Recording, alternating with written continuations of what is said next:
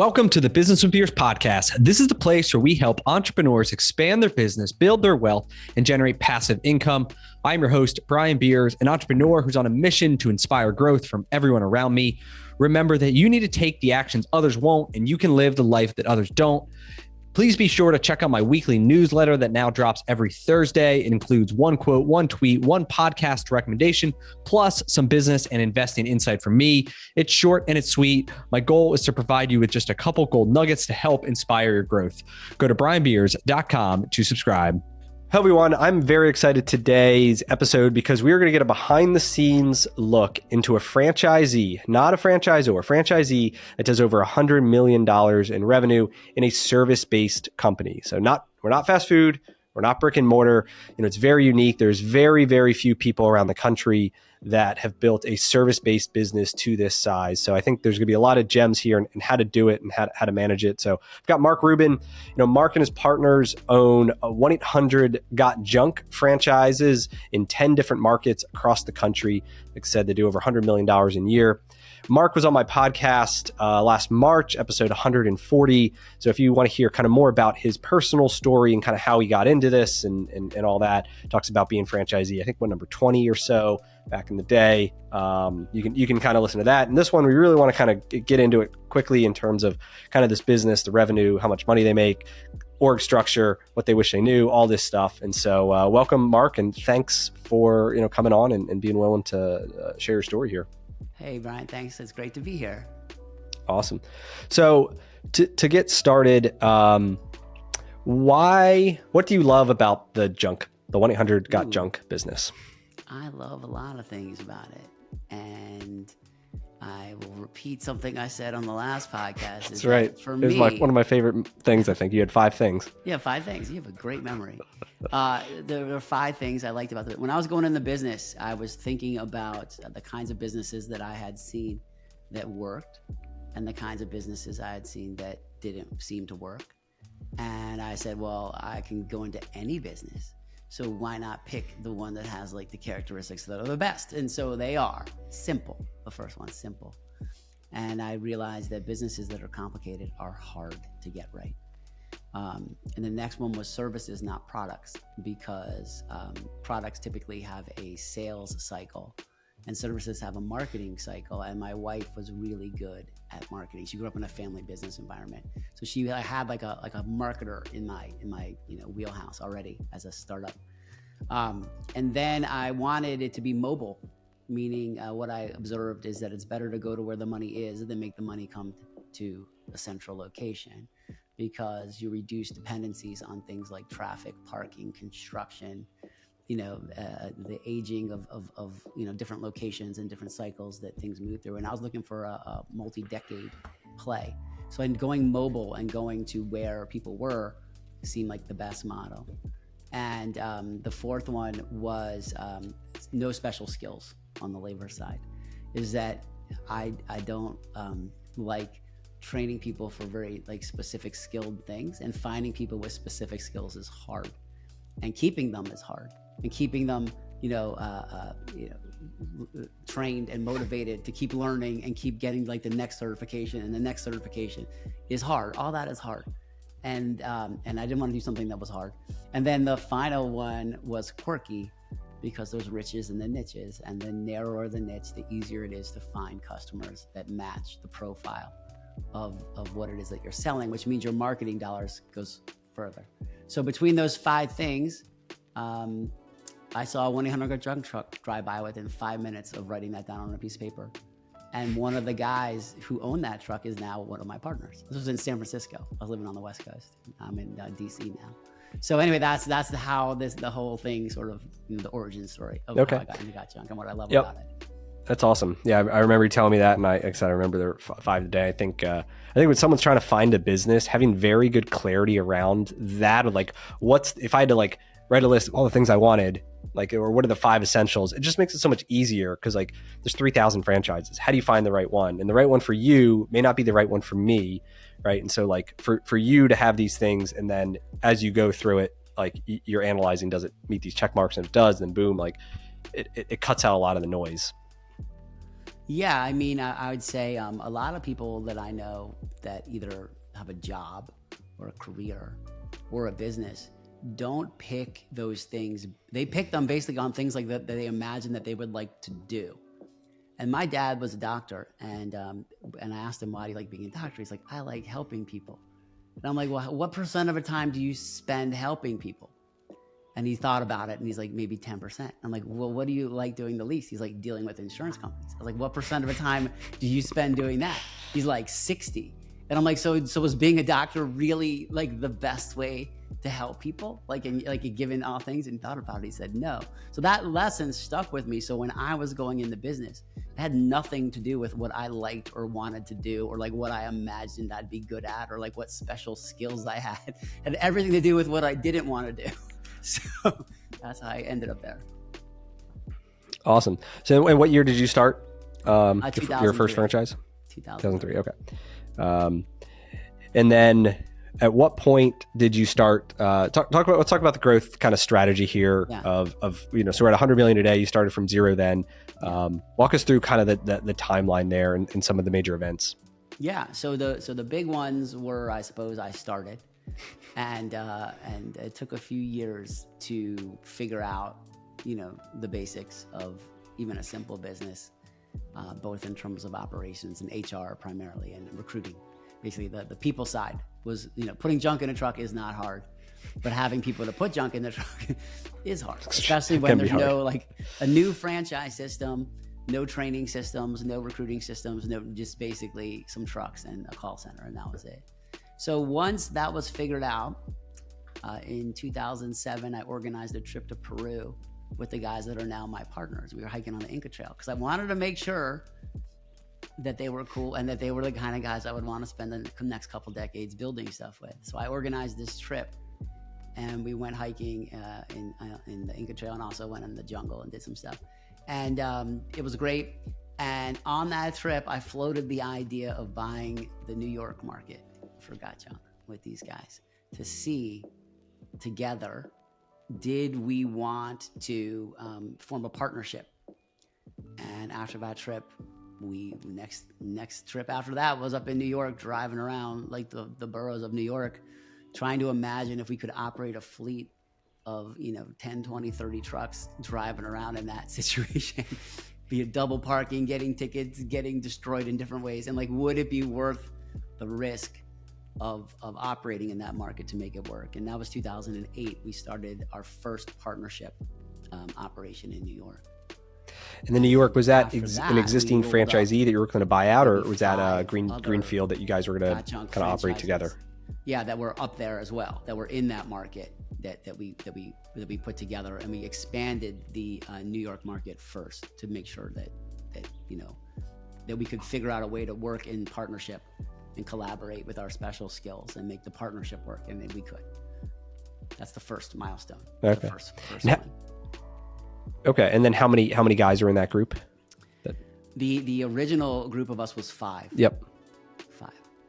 Okay, so you each had franchises across the country, different cities. Yes. And you said, hey, let's go together, join forces to buy just this one. Were you joining your other businesses, or just this one, the New York market that you're going after? Just the New York market, to sort of see, would this work basically remotely? Like there was not the concept yet that you could buy and operate a market that wasn't one that you lived in. Because we were still at times like in the trucks, putting junk in the trucks and like filling in for people and like bringing trucks fixed. And like even after 5 years, we were still like get into trucks, like in the business. Yeah, like still. So then what got you thinking that you could do that in New York remotely? Like, how did you get from like, I'm literally putting a couch in, to like, maybe I could do this in New York remotely?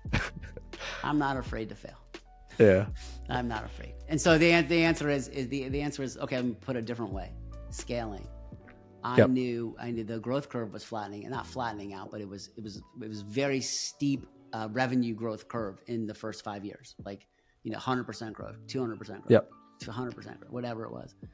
And in 08, the 07 was a great year. 08 was a disastrous year for the housing market and stuff. Yeah. Well, because junk removal is tied to the housing market, like directly tied to the number of people moving. So it collapsed, and basically the business got cut by 50% between 2007 and 2008. But I made more money in 2008 than 2007 because I had 50% of the revenue because I jettisoned everything that wasn't nailed down, including moving 5 of my trucks to New York. So basically that was not my plan, but basically that's the way it worked out. Because you already had these assets and you said, hey, I'm going to listen, they're just sitting here, so we'll just put them in New York and start making some money with them. Right. But that was luck. That was not like a strategic, that was just timing of because we had decided to do this before that happened. But to your point of, I believe that the business was simple, and I believe that we could hire somebody to operate it. And also in the 5 years from the time I bought it to then, they had improved the training program. Yep. Like basically like what it is, like you wake up at 7 a.m. and like, what do you do? Like at 7:30. Yeah. They've got the like playbook all written out. Yeah. And that didn't exist 5 years before. So now there was like something that we could implement somewhere else. Whether it was great, it was good enough. So, yeah. And that's all kind of like you buy into a new franchise. You're one of the new franchisees, right? Like there's risk. You were taking on risk of like, not everything is buttoned up, right? But like 1-800-GOT-JUNK, can't buy them. Like obviously it's, it's one of the best kind of service franchises out there. And like, but a lot of them are early adopters who took the risk, who now are, have these rewards. So it's kind of like someone trying to buy a franchise, you got to kind of balance these things, understand like it's not perfect. Like he said, they had a call center and like a couple people in training or whatever, but over time they develop all these things. Right. So that's a good take on it too. It's not perfect when you buy in. No. There's always a work in progress, and there's always innovations, threats, opportunities. It's never done.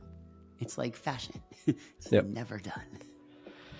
So you've got 08, you've got this partnership, you go to New York, you buy out these, I think you said it was all the boroughs except Manhattan. Yeah. And what, do you remember what it cost you? I could think. I want to say there were so many acquisitions. There was like 5 of different sizes. It's not, I couldn't even. Okay. Cause it was a fragmented market with a bunch of different franchisees, and you go in and you're buying, did you buy all of them at the same time? Quickly. Because they all wanted out because it's 08. People were scared. Yeah. Right. And they were too small. And so there's a minimum size that is necessary if you want to be, basically there's owner operators, like where you're in the truck every day putting junk in the truck, and you're constrained by revenue. And so like if the size of your territory is too small, you'll never get out of the truck. And most of those guys were in that category of that. And they saw the writing on the wall. And when the economy tanked in 08 and they were like adding another 5 years to their time horizon of being in the trucks, they were like, I want to get out. And the first one we bought wasn't owned by anybody. The territory, the first one we bought, which wasn't the greatest territory, but it was near good ones that we eventually bought. So got it. So that one kind of got your foot into. So that was like a greenfield territory. Yeah. That's where you transfer up your trucks because they have nothing, right? And then you build relationships with the other guys. Now you're in the market. And, so did you need the partners because of you wanted the capital too, of like you knew it would be a little rough and you needed like to bring money together? Or what are some of the reasons that you brought in the people, not just did it yourself, or had one partner instead of 5 or whatever it is? Special skills. So what are the special skills? Well, one of my partners is a really smooth negotiator. Okay. So he's the deal guy. Did you ever see the A-Team? This was before your time. Yeah, no. There was a guy called the Face Man, and basically he would go in and smooth things over. And then you had, and then we have a guy who's really good at training and processes. Like he loves the handbooks and he loves like updating all the procedures and like all that. And we had someone good at marketing. We had someone good at like sort of like culture, like cultural based initiatives. And I'm a systems architect, IT innovation glue of like gluing all the stuff together. And, and then there were some other advantageous traits. So basically when you look at scaling, you have the clone problem. Clone problem is like, even if you're the best at everything, you have a limited amount of time. So then what happens is people typically focus on what they like the most, which may not be what the business needs the most at that time. And then you end up with like, terrible results. So I felt like this combination of misfits, was going to be like, both the easiest and most fun way to hang out. Plus, hanging out in New York and going to steak restaurants. That's fun to do once a year anyway. So I thought, why not? So at what point did you own them all? Was it, did it take a couple years to gobble them up? Well, so of the boroughs? Or the 5, what are the ones that you own now? The total number. Yeah. Make sure.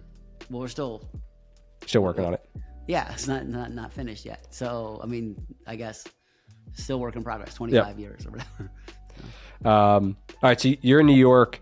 At what point did it start to make sense? Like you're starting to make money and you realize like, hey, this thing's working. Like let's find another market. Like what did that timeline look like? The next one we bought was years later, which I believe was Nashville. And I think that was, I want to say that was like 3 years later, I believe, or 4 years later, because we were still acquiring in New York and scaling in New York and integrating locations is challenging. I mean, there's a curve. I know you have a playbook, but like it takes it's not an instantaneous thing. Yep. To add locations, and also the licensing in New York is very strict, which is great because it keeps out competition and it's well run. But that adds a lot of overhead to starting up, and so we took longer in New York than other markets because of the regulations up in New York, and that really, I'd say, delayed by a couple of years the next phase of expansion. Yep. Yeah, I think that's an interesting point too on the playbook side of it. And when you really think of a franchise, the playbook they're really giving you is how do you operate a unit, right? Yes. How do you operate a single 1-800 junk out unit, a Midas store? But they don't really necessarily tell you like this is how you scale, this is how you add, this is when you acquire somebody, this is how you need to like integrate all the employees into your system, because like every franchisee kind of has their own flavor of how they're going to do it, right? Like I have my flavor of how we do it and the culture that we create, which is a little bit different than the guy over there, because these are people businesses, right? Yes. And so talk to me a little about that, I guess, like how you went about figuring it out, and then maybe kind of what that looks like today of your kind of playbook on integrating these new markets and new locations into the, I don't know what your company called, but the Mark Rubin team way of doing things. First is defining what that is. And that starts with what we call the painted picture, which is a vision document that describes the future. And it covers all the functional areas of the business, which is, marketing, sales, operations, HR, finance, admin, and what those things will be doing over the next 3 years or 5 years, depending on which one it is. And that turns into a strategic plan. And then that gets turned into an action plan. And so we didn't have any of that. We didn't have any of that back then, except we had a lot of good discussions at restaurants. But so we had this sort of commitment that we would figure it out. But really what happened is one of my partners, the process partner, he had done this for his business, and his business at that time was the biggest one in Got Junk. It was in Toronto. It was like, I don't know, $7 or $8 million. And so he was ahead of a lot of he was the first one. So basically he was ahead of everyone else, like in his maturity in the business. So one of the first things we did was start writing down like what we imagined the future would be like and what it would feel like and how we would operate different things. That's the first thing. And then we probably ignored that. And then after we wrote it down and patted ourselves on the back for like being like clever, then we probably just put it, in a box and then try to figure it out, in different ways. But we always refer back to it. But really, there's a certain degree of trepidation going into a new market because you believe, like there's always a belief that like, oh, this market's special, this market's different, it's like we have them all over the country, so like the South is different than the North, which is different than the West, and really it's just people, okay? And some things happen faster in some markets and some things happen slower, but in the end, especially in the business that I'm in, it's the same. It's the same. There's trucks, there's hours, there's payroll, there's junk. You're moving it around and you're trading money for it. And so I guess the biggest lesson was the degree that the similarities are far greater than the differences across these markets, and having a playbook or an operating system or anything sort of documented, a checklist, anything is enough. Is it really enough to reduce the fear, so that like if people have stuff and money, they need to get rid of it. It's as simple as that. So it's like, that's enough to like know that your checklist will eventually work, as long as the price points work and the economy doesn't collapse. So I don't know. Did I answer your question? Okay, great. Yeah, that makes sense in terms of kind of this playbook. And at the end of the day, how do you get it done? How do you not overcomplicate it though? So the problem we're having, right, is as we get bigger, we have 33 locations. We'll do 42. Our goal is 50 this year, $1 million in revenue. But it's like, we're becoming more this like corporate entity, because it's like, well, we've got these checklists, and did they do their checklist or not? And then and then we get checklists to death. And that's what you hear like, our big competitors do to their employees, and their employees want to quit, all the high performers, because they're like, well, just let me do my job. I don't need to like fill out a checklist every time I like fire up a torch or whatever. And so it's kind of always this balance of, we want the process followed, because the process leads to success, but we also don't want it to be a point where all we're doing is talking about process and admin and checklists, instead of like, driving sales, profits, margins, right? The fun stuff, which is ultimately what the guys in the field need to do. So like, as you've grown, how have you kind of avoided not checklist people to death? Well, I'll say this. How's your culture checklist? What's on your culture checklist? What's on mine? Yeah. I don't know if I have a culture checklist. Right. We have, maybe I should. Well, we have core values, right? Which are like the people, but like, Okay. What's your culture checklist? I'll just copy it. No, here's the thing: is that I wouldn't say I'm great at this, but there is another a group in Got Junk that is, and I recognize that this is something that we're going to work on. And if you apply the same level of diligence and thought and empathy to culture as you do operations or efficiency, then you'll have a great culture. Here's the answer: it's like, whose birthday is it today? Yep. How many? Got 3 locations. What do you got? 300 people. Whose birthday is it? That's what it takes. Who just got married? Else. Yeah. Who's getting a puppy? Did you give him puppy treats? Like, what's the puppy's name? Happy birthday, puppy. What are you doing with your checklist and your rigor and your mind that is really good and clear to apply the same level of diligence to the people side of the business, which is core values are good, but and principles are good, and all these things are good, but like the actual implementation of the daily, weekly, monthly stuff. Even a shout out, who did the most revenue yesterday across all 30 locations? Like these kinds of things, like not leaderboard, not some list, but like an actual video from you to the person's like the manager of like the location that actually did like the most revenue, and like whatever you measure, and like how great it was, and the customer letter you got. How many days a year does that happen? So here's the answer to answer your question is it's only people. It's it. Everything else that you measure, it's just people. You're measuring the results of the people. So focus on the people. That's the answer. And do you have that? Is that the culture guy? You got that checklist? Is that a key part of your success, you believe, is that you have a culture division, basically?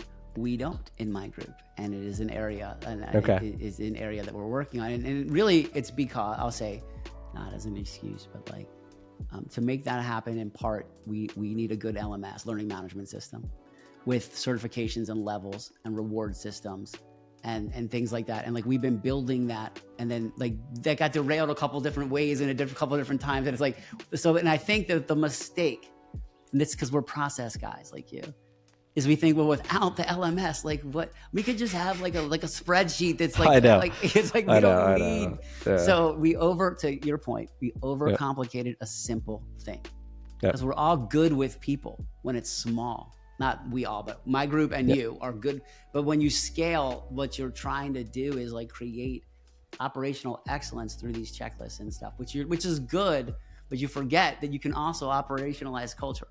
So. Yeah, that's great. So back to your growth. We don't have to year by year, but so what are all the markets that as Marcus, you join forces? Let's talk about that, right? Yeah. So you do New York. You're all still kind of got your own thing going on. You partner in for New York. At what point did you guys decide, hey, let's like bring this thing together under one roof? Well, the one roof, well, okay. So I would say due to organic acquisitions and the way markets are laid out, there's sort of a collection of multiple groups in my partnership with different kind of, combinations of things in different scenarios because of the way things worked out. And that has pros and cons. And so we really, if I really think about it, there's really 3 or 4 different groups now that will have a few more different groups. When I say different, I mean, they're using the same operating systems and playbooks, but we don't, we're working right now. This is why I said this is a good phase for this, is we're integrating not just best practices, but now we're at the point where we're trying to come up with savings basically by like group buying, like bigger level, high level things across all locations to improve operations and efficiencies and stuff. Even like tires, man, I don't know how many tires I go through a year, but like 1,000, who knows?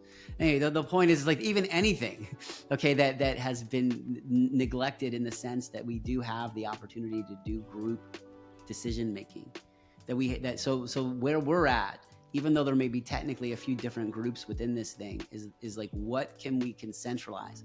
What can we consolidate? What can we leverage across all locations to maximize efficiency and profit, including training, including all the cultural stuff. And so when you're growing and you're adding, I think it would be, if I had to do it again, like one of those, like, I think you said, like, what have I learned, is it would have been good to think about the integration of all of the assets and minimizing the liabilities as we add, rather than waiting till we got to a point where we kind of felt like it was worth it. Like it would have always been worth it. From the first one would have been worth it, just to really come at it from the perspective of like a multi-decade play. And instead of just thinking about like the quarter or the year or like some target, like multiple decades. And what would we, like, knowing it's going to be multiple decades, like, how do we add stuff? Okay, like in the way that is the best way, instead of waiting till we felt like, okay, now we're ready to like figure it out. Like, you can figure it out as you go if you plan to figure it out as you go. That's what I'm trying to say. Yep. Yeah, that's great. Okay. Pause here. I'm gonna put us to low data mode. I'm hoping it'll turn our video cameras off. It'll still record, but I'm hoping this will help the audio. It says it's still recording in high quality. So do you want me to hide my video or something? I still see my video. That's fine, but you don't see me though, right? No. Okay, perfect. Okay, yeah, this will probably work fine. Yeah. Hopefully this will part. Let's just get the audio, because I'm hearing like almost every other word now. Oh so man, this is my good. I'm telling you the good stuff. I know. It's hopefully it's fine. So all right. For the engineer, here we go again. So you mentioned some of the things that you centralize. I guess what have you centralized today that is working? Sorry, I didn't hear you at all. Try again. Can you hear me now? Okay. Yeah. All right. Second time. Here we go. So you mentioned, one of the benefits is you can centralize things, right? At a national level, that both gets you consistency, but then also, saves you costs, right? You don't need 7 bookkeepers if one can do it, right? So what are some of the things that you've centralized today? And then maybe also, what are some things that you've tried to centralize and you're like, this did not work, and it's back to being more of a local activity? Okay, well, let's talk about what I tried to do, and then maybe what I think works, and then maybe what I think could be improved. How's that? Sure. Yeah. Okay. So first, marketing decisions. So since I have all the same business, junk removal, the marketing math is the same, which is like, how many eyeballs can you get and at what cost? Okay, and blending those things together in ways that are smart is the same process across all markets. What I imagined we would be able to do was have one buy or one buyer, one media buyer that we would just come up with like the parameters, and they would just go to the marketplace with a big buy because on $100 million of sales, my marketing might be $12 million. So basically, depending, between 10 and 12. So that's a lot of money for to throw at something, but it doesn't work that way. So far we do have a buyer, and we do have a couple of different scenarios where but because advertising is local, like radio stations are local, TV stations are local, and so on. That didn't work out as I had imagined, and it would have been better if it did, because I think we could have leveraged that group buy in a more efficient way. So that's an example of something we tried. A big thing. So basically, the thing that's been the biggest benefit is the centralization of various operational things, particularly coaching, training, and having like leaderboards across the entire portfolio. So, and I know you do that. I know you're good at that. But basically having everyone know where they stand compared to everyone else, and having a group of people that are developing people to improve their performance on these standardized metrics, like basically having visibility into that. Really, in an operational business where time is money and efficiency really matters, is like that's a huge asset, and to be able to pull that off. And that's a great one. And how do you not get into the weeds? Like, this is a problem I've had, because I used to have 6 stores, and it's like I want to know what each store is doing, and now we've got 30, and I still kind of like, it's like we'll come up with these things, these giant spreadsheets with all the stores and all the KPIs, and it's like we keep telling ourselves, man, we just got to look at like the totals, right? We got to be high level, like maybe we look at by market a little bit.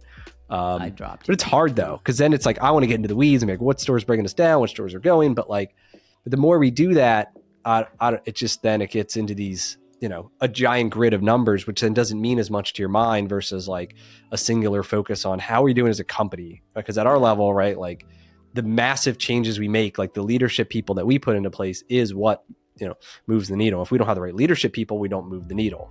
Right. I don't know. What's your take on, like, as you guys have grown, like how have you kind of evolved, and like maybe what are some of the key like KPIs that you wake up every day and like that you're looking to know what they are? Well, first, before I say that, I'll answer your question a different way, which is first, what's the one KPI that combines the other KPIs into something that would tell you if it's good or bad? And you don't have to answer now, but like having one that is made up of others. I mean, profit, like, are we making money? Like, or how much we're making is a huge one. Whatever it is, or profit per something. It has to be profit something. per this. Like basically profit per like, zip code or like head count or like some per, is what's critical. Have one. Second, instead of looking at the grid of all the possible numbers or things, having a threshold that you'll only look at what's wrong, not what's right, what's wrong below a threshold.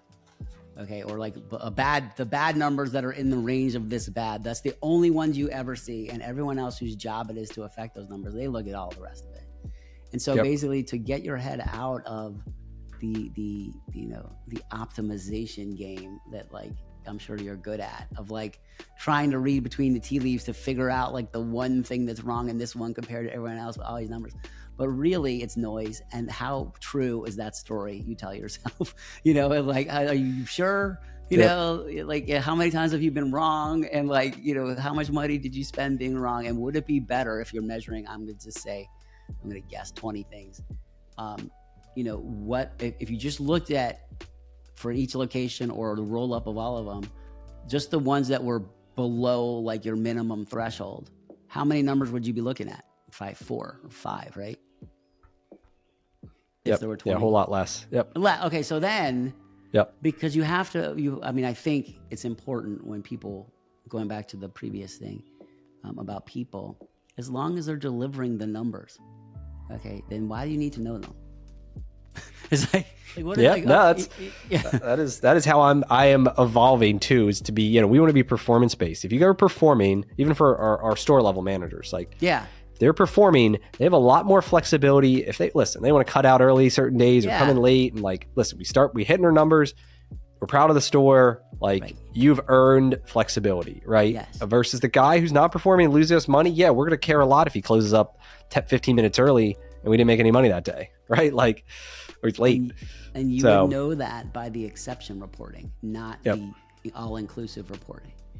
And I don't look at P&Ls anymore. I haven't looked at P&Ls in 2 years because when I look at P&Ls, I visualize them in scale models of gears spinning around. And I got tired of it because I I'll tell you this. Maybe you know this about me, but like I imagine businesses in scale models through business visualization. And when I see a P&L, I automatically convert it into the model, spinning gears that represent the income velocity flowing through that system. And I had, at the time I was doing this, at that time, 15 businesses, over 320 gears in my mind at all times. And what was the benefit of that? Like basically, what was the benefit? What was the benefit of having this information in my mind other than it made me feel good to know something that I was doing nothing about? And so, so I've decided I'm not doing that anymore. So I don't look at numbers like that anymore. But to your point, I mean, you can control your diet of numbers and only focus on the ones that, are bad. Yep. Did you want to talk about KPIs? Like, did you? Yeah. So what is your main one? Okay. So I would say this. I don't run this part of the business anymore. I don't look at these things anymore other than like quarterly. But the biggest one for us is really our labor percentage. I mean, it's like that's 25% of the expenses is labor.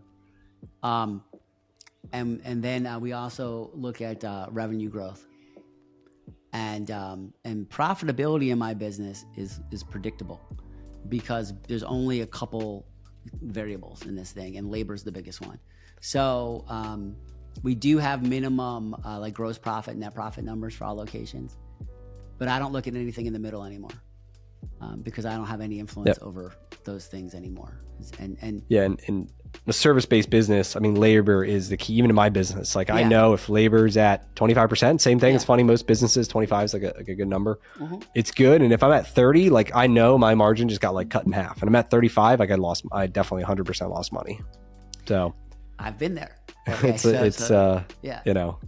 that simple. When you talk about simple and what's the number that matters more than anything, the labor number is in a lot of cases. And because in some businesses it's fit, you've got certain fixed salaries that you have to, like you can't dilute the percentage unless you grow the sales. And so you need certain volumes even to hit 25%, right? In my gear model, some gears are variable in diameter and speed, and some gears are fixed. It's a machine, a spreadsheet, a visual spreadsheet. And so basically knowing which ones are fixed and which ones are variable and what contribution does each one make to the gross profit and net profit is important. Yep. And really what so I know you haven't looked into P&L in 7 years here, but so what is, can you give us some of the numbers in terms of like, no, I was just joking with you. So 100 million in terms of like, EBIT is a funny number to look at because, your debt depreciation, and obviously this is a CapEx heavy business. So how do you approach, or how does your team approach success from a profitability standpoint? Like, are certain percentages, is it cash flow, like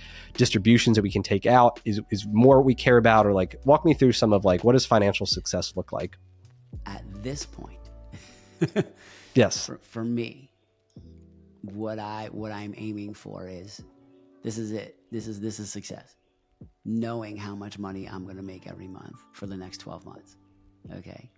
And we can do that based on some, estimations of things, as opposed to waiting for the quarter to end, doing some kind of analysis, and then sort of coming up with a formula to distribute money to people. So to me, predictability of income is like the number one success criteria in what it is that I'm doing.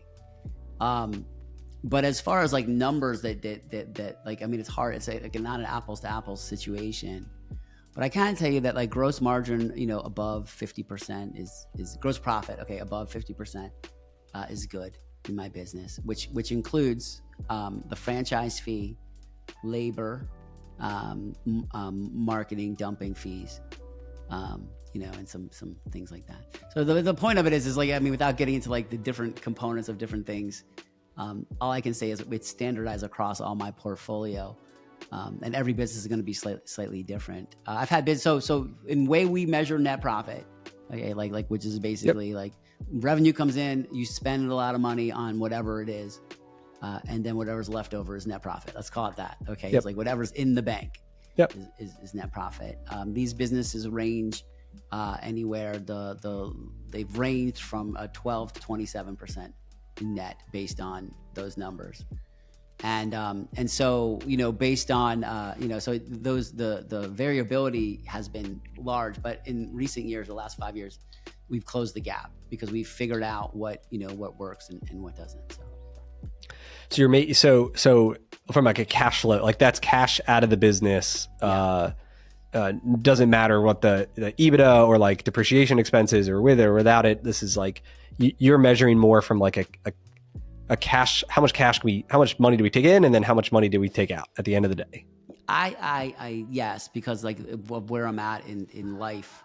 Yep. And how did that change maybe or evolve? Like as you were going through the growth phases, I mean, starting to make some money, you got partners, 5 different families, 5 different probably objectives. Like what was the philosophy as you started to grow in terms of cash flow management, and what do you reinvest versus what do you take out?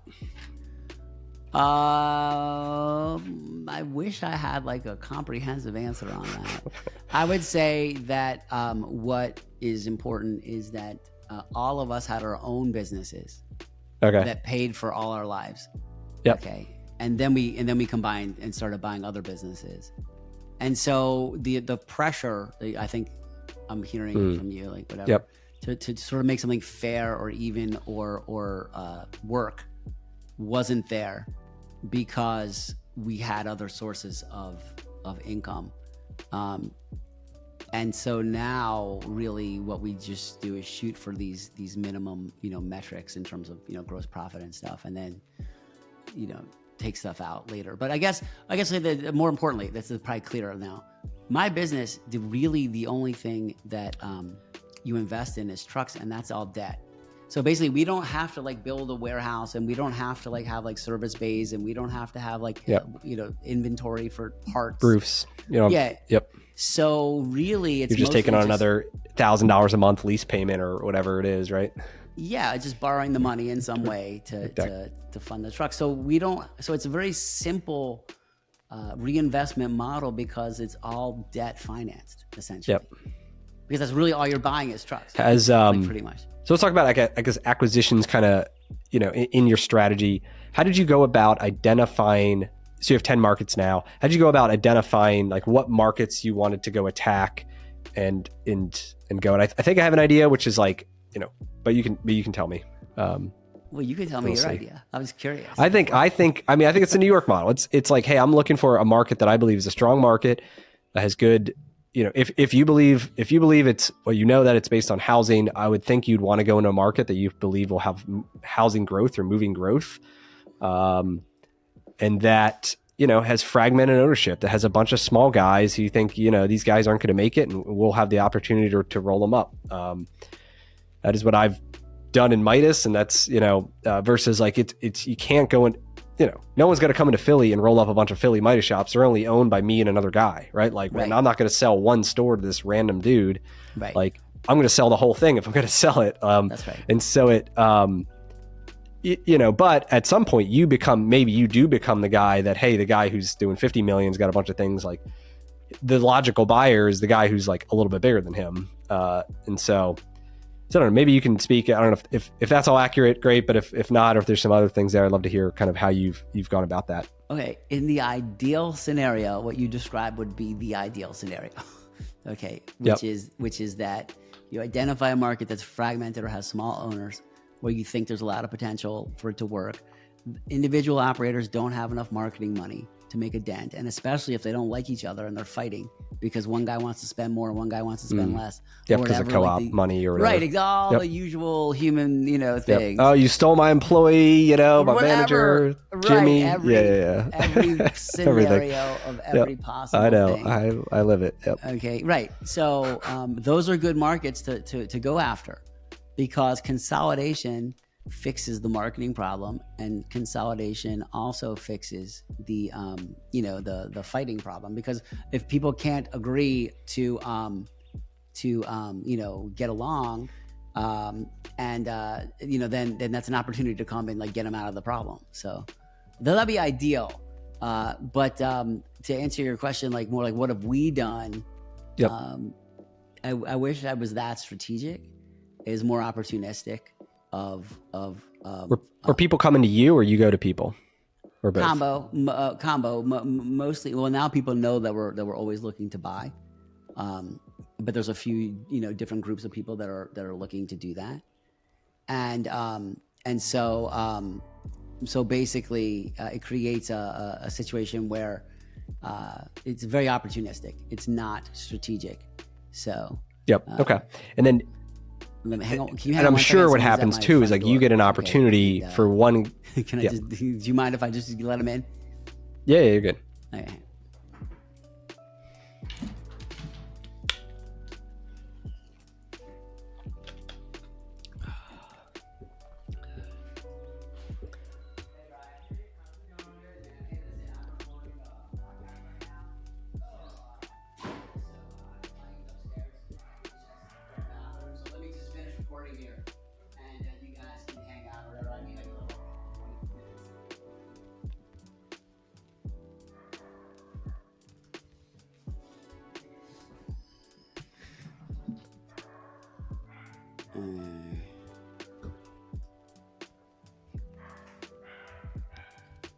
Okay.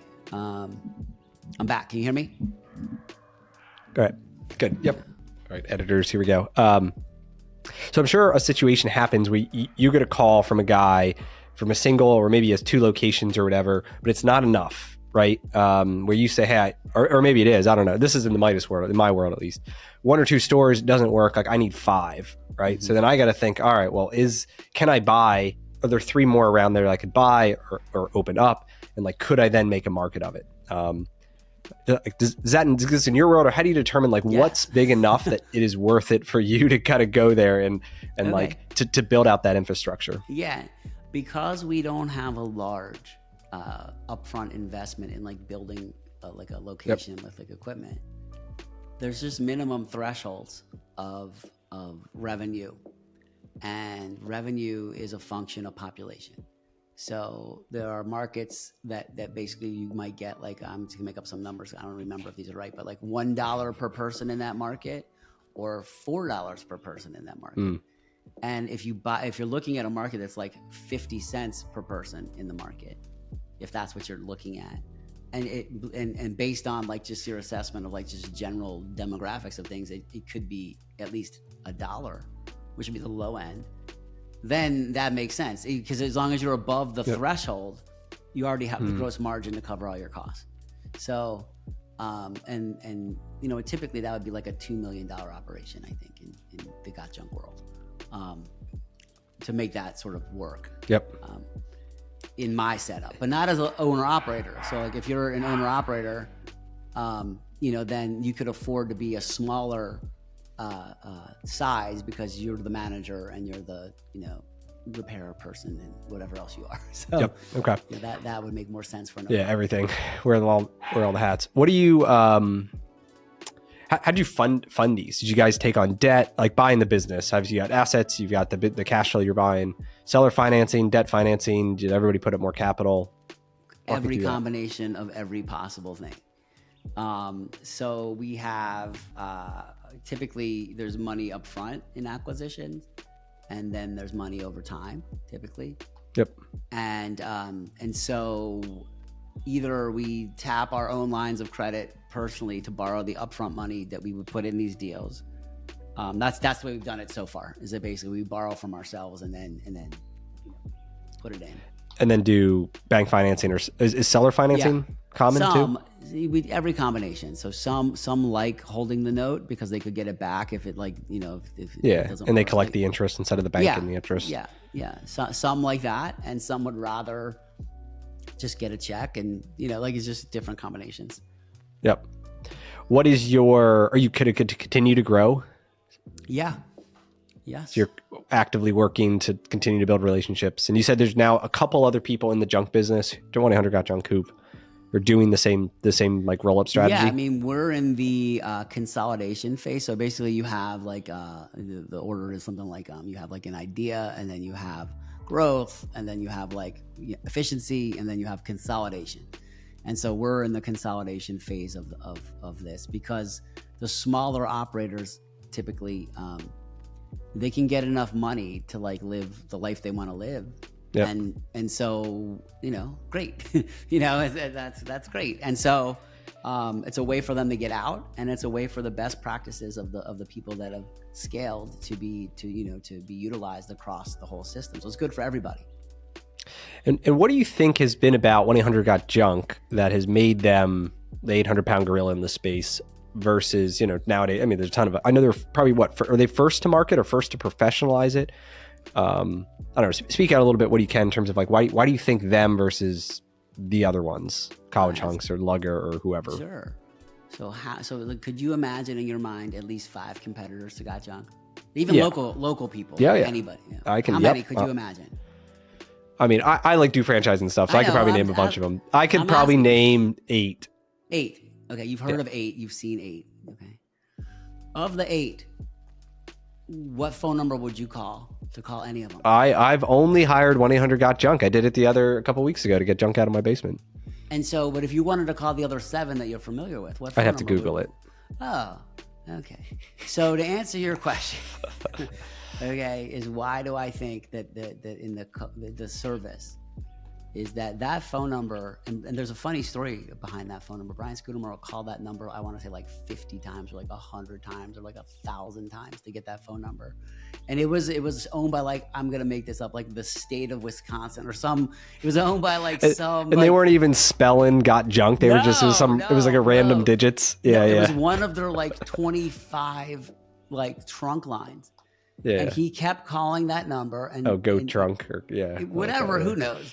Yeah. And no, it had nothing to do with any. It was like like who knows? It's like a state something or other. Like anyway, and they eventually gave it to him or sold it to him or something, and he got the number, and he had enough vision. So that's really the story. Like that's to me like that is a visionary. So you think if they didn't have the phone number, they didn't have the name, wouldn't be where they're at today?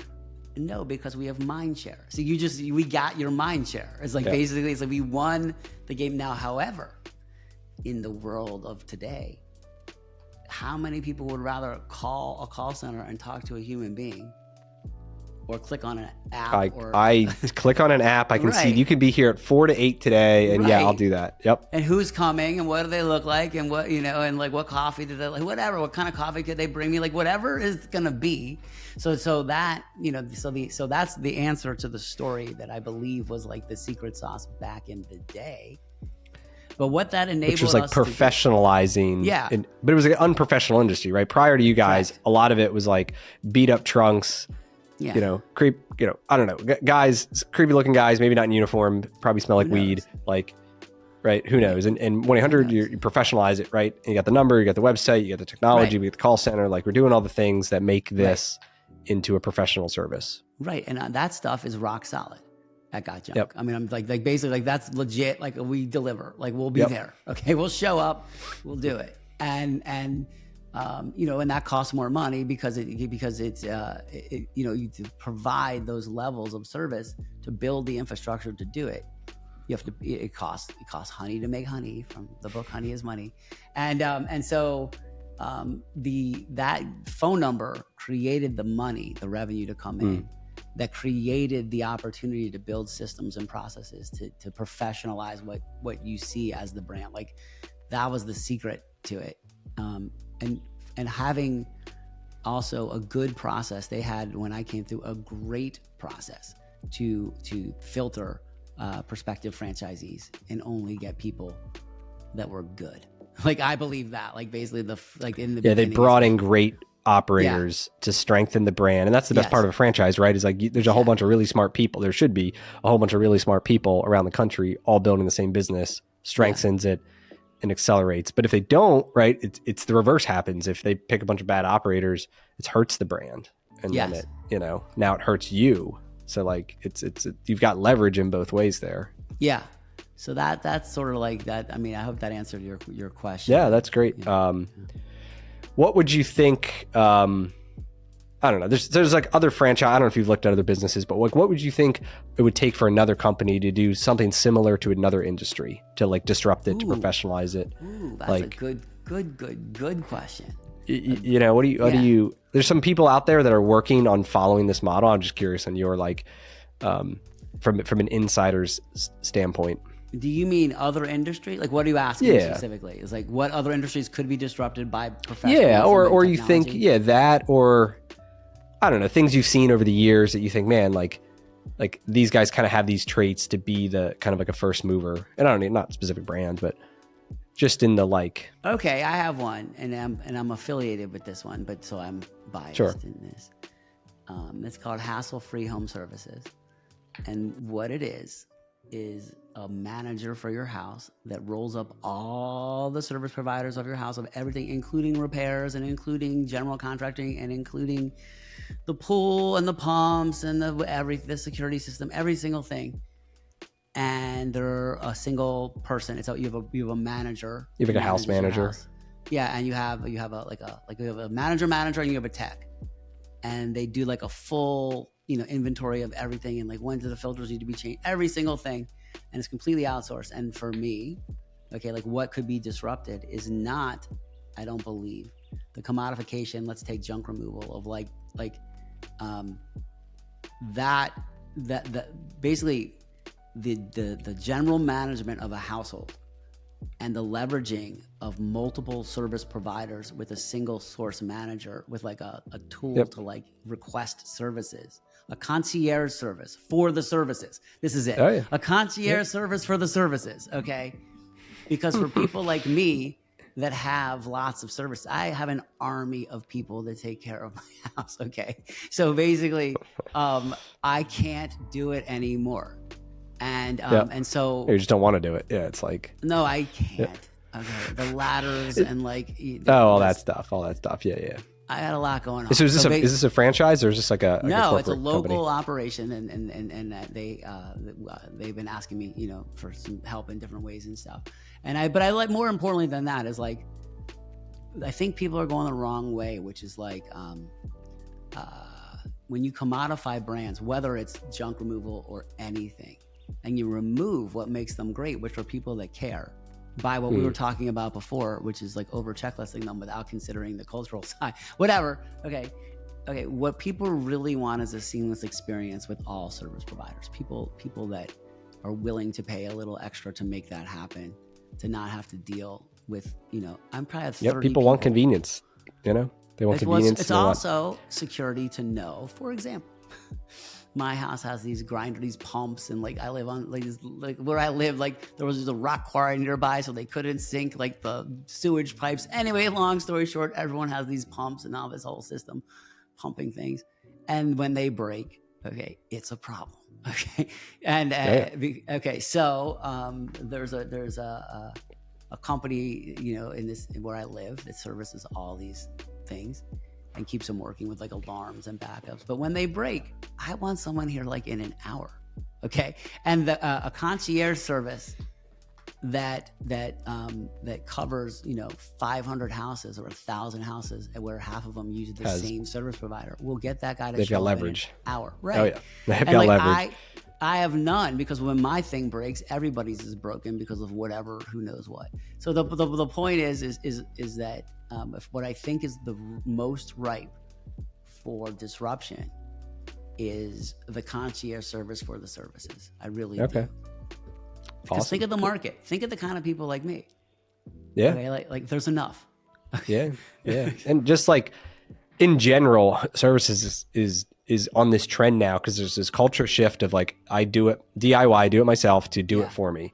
Right. Like my dad would paint his own thing. I just want to hire somebody to do it. Like, my dad made to drive to pick up something. Like my generation and future is like, gets it delivered, right? Like the food or whatever it is. And so like the convenience and the do it for me, and then like, just one guy, they take care of it all. Like people are willing to see value in that. And if they see value, they're willing to pay. And really what it is how many dollars per hour is your time worth? Yeah, it's really what, like, if you want to just like, I know you're a KPI guy, but like, would you do something for $1 an hour that you didn't like? I would not do that. Okay, well, how about 1,000? Like where, like it's somewhere. Yeah. Okay, there's a number, and the older you get, and the more your body hurts because you put 18 million tons of junk in a truck or whatever it is. Okay, that got you to wherever you are. At some point, you're like, you know what? Like even the maintenance schedule on various filters. and like different maintenance items in my house. Like the spreadsheet I would need. I would basically, this company has like a whole computer system to keep track of that. That's what I would need for my house. Okay. So basically it's like, I'm not doing it. Simple as that. Okay. That's awesome.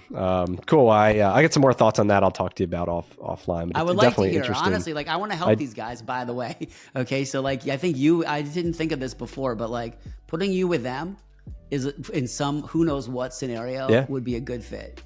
Yeah. I got a bunch of thoughts on it. We'll chat later on it, but, what do you do? I guess this is kind of one of my, final questions. So, and maybe it's a little personal, but it's something I think about a lot too, which is, all right, so you're making a bunch of money. You've got this like security.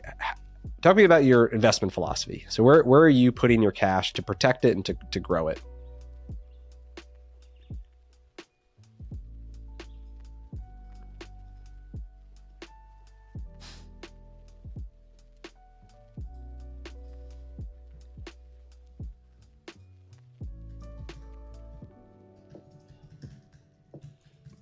Hey, Mark, are you there? Can you hear me? Oh, yeah. So I was texting you. No, all I heard you say was, so you're making a bunch of money, and about maybe 90 seconds went past. So, all right. So try it again for the recorders. I got fun with this one. It's about your investment. It's about where you invest your money. All right. So last question here, and then maybe it's a little personal, but so you make a bunch of money, you kind of have for years, very successful. Obviously, you got lots of different choices on how do you redeploy capital. And so, obviously you can redeploy capital back in your business, which probably gets you one of the best ROIs. You can invest in for growth. You can invest for protection. So, kind of what's your philosophy around how you invest your capital? Okay, so that's a good question. A few different things. First, I have a financial planner who basically understands what my objectives are and my risk tolerance, and he makes all those decisions for me. And so I'm past the point, my risk tolerance is decreasing as I'm getting older.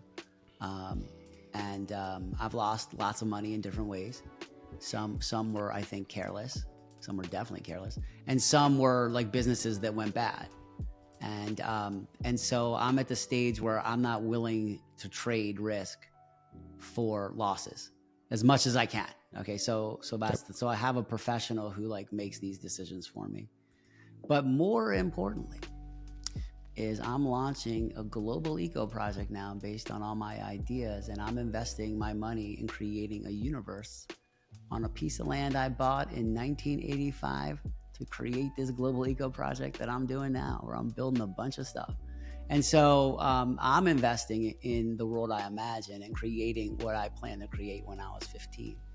And so I think as a I know your stuff's like about like business and money and stuff, but I'm at the phase of life where I believe in practical dreaming, which is dreaming up a future and creating a vision and a strategy and a plan to achieve it. And what I'm investing in is what I've been waiting to build for my entire life, which is this magical universe based on honeybees and time is honey and like all these ideas about regenerative business models. And I'm creating habitat all over the planet Earth starting now. I'm carbon negative now for life. I undid my lifetime carbon footprint. And I'm just mentioning all this, even with 400 trucks driving around and all that. Like, I mean, basically I'm undoing the damage I did making money so I can create a magical universe in the woods on a piece of land I bought when I was 15 to do this. And I guess if nothing else, it's good to have practical dreams. Yeah, that's awesome. And I think one of the best parts about being an entrepreneur is having purpose, right? And feeling like, you're working for something. And for you, since you're 15, you're making money or whatever to ultimately achieve this dream. Like you're going for this bigger purpose and this higher value. And I think figuring that and identifying that, is what motivates, everyone's motivated by different things, but I think having a greater sense of purpose is a huge one that, you've always had and will continue to have. And it's amazing too, what you're doing. So thanks. Well, I'll leave you with this is I think this is important, a distinction. Not everybody has that, a purpose. And I don't think everybody needs it. Like, I don't think it's like people when I tell people what I'm doing, sometimes I get a reaction like, do you think I need a purpose? Like these sort of like people always like with the stories about them. Yeah. And I just want to say, like, this is the order of what I've learned, is that there's noise in the world. And over time, if you observe the noise and see patterns, then you find data. And if you sample the data over time, it becomes information. And if you can understand the how of the information, it becomes knowledge. And if you can understand the why of that, the knowledge, it becomes wisdom. And if you can understand, if you add to wisdom, purpose and meaning, you get character. Okay, that's the end of the development from noise to character. And what you just said about like purpose, I mean, not everybody has that. Not everybody needs to have it. Not everybody has to have it. But if you do, living your life pursuing it, is worthwhile, way to live and dream. So I'm happy we talked about that. Yeah, that's great. And that's awesome. So, cool. I appreciate you coming on and telling a whole about, we could talk for hours here on it. A lot of similarities too, but at the end of the day, I mean, I think a lot of your story, at least as a summary and, from my perspective is getting clear on what you want. B, you had this vision, right, of even though you're in the weeds and it's like, your days, you're coming home tired thinking, I bought myself a job. What the hell did I do? You had this vision for this bigger thing that, hey, we can systematize this. We need this works, but I need partners. I need to bring in, I can't do it myself. I need to find talent and join forces, bring them together. I mean, you're buying it where everybody else is running, right? You have that greed where everyone else has fear. Warren Buffett, style, like, you capitalize on these opportunities, right? And you help them get out, and you help because then you can do this consolidation. And then, having the understanding you're in the people business, I think is a huge thing. Like every service franchise is in the people business, just happens to do something. That's right. Junk, paint, cars, serve food, whatever. You're in the people business. And obviously at your size, I don't know, how many employees do you have roughly? Maybe 1,000. Wow. Yeah. It's amazing. Yeah. So we have 1,000. I've about 200, right? But like, we're in the people business, and like it becomes obvious that like what we really need to focus on, like you said, is people. That culture checklist, I think, is a great idea, and like continuing to evolve, and you're building systems, not necessarily just around trucks and oil changes and tires, but like, how do we hire? How do we retain? How do we motivate? How do we grow? There's a whole people side that I know we didn't talk about, but you've got a lot of like great people on the ground and operating partners and to help with the kind of the decentralized management of it all.